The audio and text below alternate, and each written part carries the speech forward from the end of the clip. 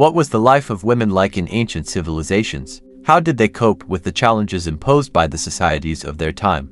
And what contributions did they make to the development of their cultures? This question seems infinitely complex, as women's history has long remained in the shadows. However, archaeological findings, texts, and myths from antiquity reveal an incredible picture. Women were not only guardians of the household but also leaders, scholars, artists, and at times, rulers. In ancient Egypt, for example, women had rights that seem remarkably progressive even by modern standards. They could own property, divorce their husbands, act as legal representatives, and inherit wealth. Moreover, some reached incredible heights of power. Nefertiti, Cleopatra, these are just two names that come to mind. But behind them stood dozens of women who governed their lands and influenced state politics. Women also played a significant role in Egypt's religious life. Hatshepsut, one of the first female pharaohs, managed to hold power for many years, ruling in the name of the gods. However, life in other civilizations could be significantly more restrictive. In ancient Greece, for instance, women often remained on the periphery of public life. They primarily took care of the home, raised children, and had almost no rights in public affairs. Yet even in such a context, there were exceptions. In Sparta, women enjoyed freedoms that surprise us even today. They could own land, engage in physical training, and receive education. This was due to Sparta's military culture, where men were often away at war, leaving women to manage households and property. In ancient Rome, the status of women was more complicated. They were under the authority of men, first their fathers, then their husbands. Yet over time, their rights gradually expanded. Roman matrons played a vital role in public life, becoming symbols of morality and honor.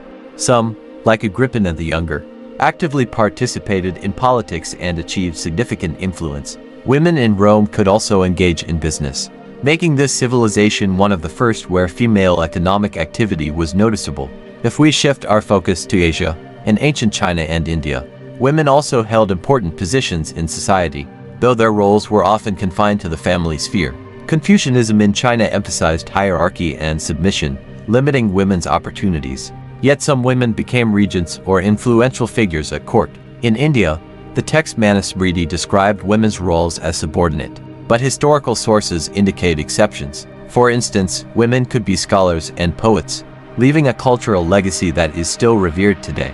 Equally fascinating is the life of women in Mesopotamia. Here, women could engage in business, become priestesses, and even achieve high social status. The Code of Hammurabi granted specific rights to women, regulating matters of marriage, divorce, and inheritance. However, their freedoms were limited by strict social norms that ensured male dominance in society.